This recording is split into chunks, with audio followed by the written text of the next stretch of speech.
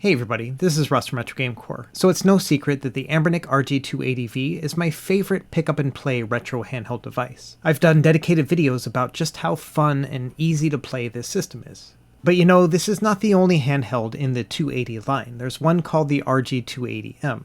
And I've never picked it up before, and a lot of people ask me about it and what I think about it. And the RG280M costs anywhere between $80 and $90 usually, but I saw it on sale for $63 on Amazon the other day. And at that price I thought, okay, I'll pick one up and I'll see what it's like. And luckily it had Amazon Prime shipping, and a couple days later, here it is. So today we're going to do a real quick review of the Anbernic RG280M. Now honestly, I've already reviewed almost every single Anbernic device up until this point. This is one of the very few that I haven't touched yet. And so I'm not going to go into a ton of detail about every little thing here with this one. I really just want to cover most of the bases and see how it differs from the other ones that I've already tested. Opening up the box here, you can see that it comes with your typical USB-C charger, and this one also came with a second SD card full of games. We'll boot this one up here real quick just on the stock operating system and these games, so you can get a feel what it'll be like when you first start it up. One thing that's unique to this device is that the LED light indicator is actually inside the screen here. You can see it here on the left. And I should mention, I picked out this purple and pink gradient one on purpose. They have one that's all solid black, but honestly this one has so much character to it, I thought it was kind of neat. But yeah, here's the stock operating system. You basically just pick your emulator, pick your game, and away you go. And it seems to have a pretty good collection on it. And as you probably know, I'm not a huge fan of the stock operating system, so we'll try out custom firmware here in a minute, but let's talk about the hardware first. As always, I love starting with the D-pad, and this D-pad here is very good. It's just as good as any of the other Anbernic devices. Now the 280M is a metal device. That means the D-pad is going to push down more firmly onto the metal. The analog stick is modeled after the Nintendo Switch. It works fine. It doesn't touch the edges at all. And the face buttons seem to be exactly the same as any of their other devices. They have a rubber membrane connection. They just feel really good. Same with the start and select buttons. On the bottom we have two stereo speakers, dual SD card slots, as well as a reset button. Up top we have our shoulder and trigger buttons, as well as a USB-C OTG cable, as well as a charging cable, and a headphone jack. On one side we have the volume buttons, and then the other side we have the power button.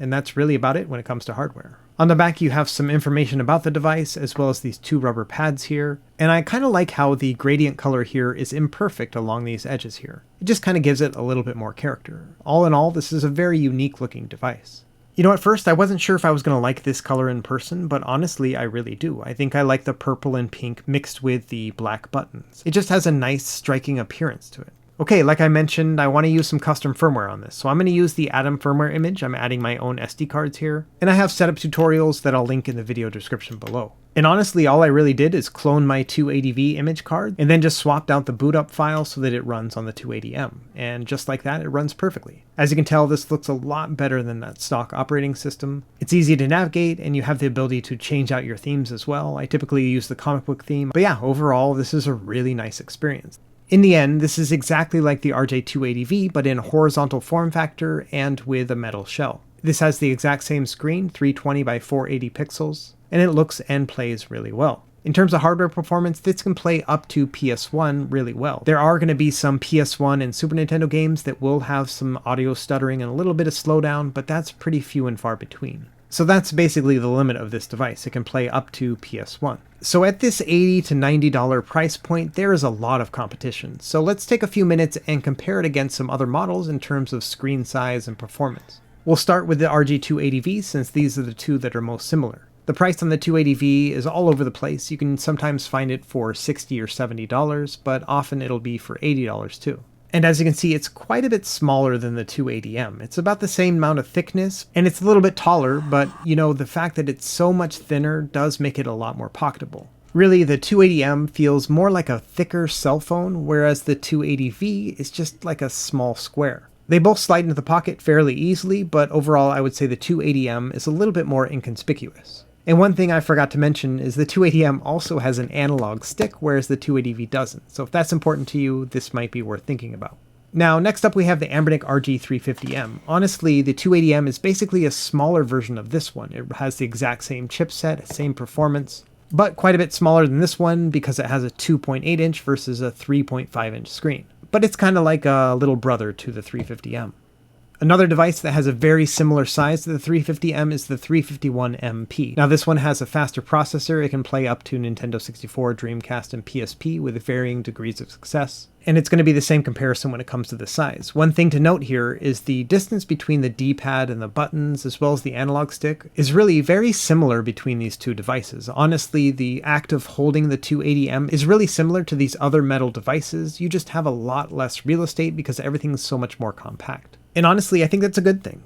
Now, this is the RG351M. This has the same chipset as the 351MP, but has a 3:2 aspect ratio display. This makes it quite a bit longer and shorter than the other devices. And so in terms of just overall shape, the 280M is actually most similar to this one, just shrunk down a little bit. So if you have a 351P or a 351M, you're going to be familiar with this shape. One other device that has a similar shape is the Powkiddy RGB10. Now this one's quite a bit smaller than the 351P and the 351M. In fact, it's pretty close to the 280M. But again, this one has that better chipset, and it's actually quite a bit thinner than the 280M, as you can see here. Now the base RGB10 has a plastic case, but the one I'm showing off here actually has a metal case. You can get this one for about $135. So quite a bit more expensive than the other one, but you do get better performance, and it is a little bit thinner as well. It also only has one analog stick, which can be limiting if you're going to play something like Doom, which does work really well with two analog sticks. But overall, pretty similar in size. Another one that's similar in size is the Anbernic RG300X. This one has a slightly bigger screen with 3 inches altogether, and it is just slightly bigger than the 280M. Now this one's plastic and very lightweight, so it's not quite the same experience, and as you can see, the button layout is different as well. It also lacks an analog stick and is obviously modeled after Nintendo Game & Watch devices. So yeah, I would say in terms of size, these two are very similar, but the one on the bottom here actually has a more luxurious feel to it because the D-pad and the face buttons are more spaced out. But this has the same exact chipset and also runs Atom firmware. Okay, wrapping things up, let's do a quick weight comparison since this is supposed to be a portable device. 200 grams, that's pretty heavy. And compare that to the RG280V at 129 grams, that's quite a big difference between the two.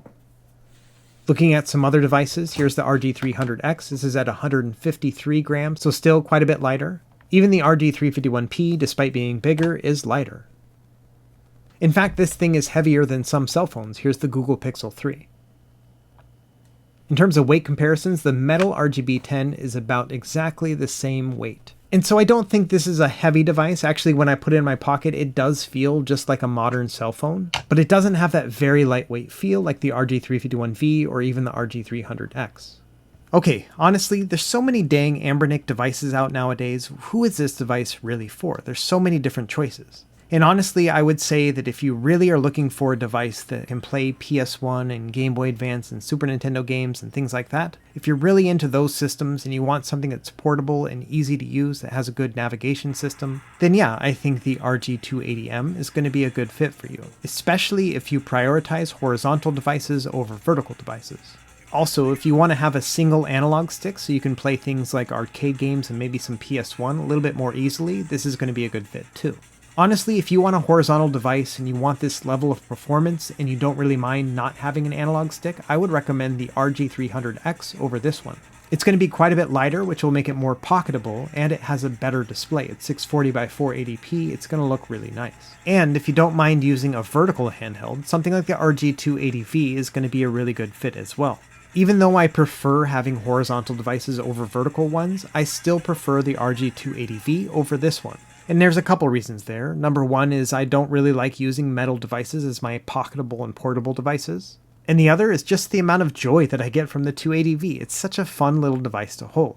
So in summary, the 280M is worth it if you want a metal device, you want something that's pretty small, and you are okay with PS1 and below performance and a single analog stick. But if any of those factors are not a perfect pairing for you, then I would say that maybe this one won't be worth the money. One of the nice things about Anbernic having a gazillion different devices is there might be one that's a better fit for you.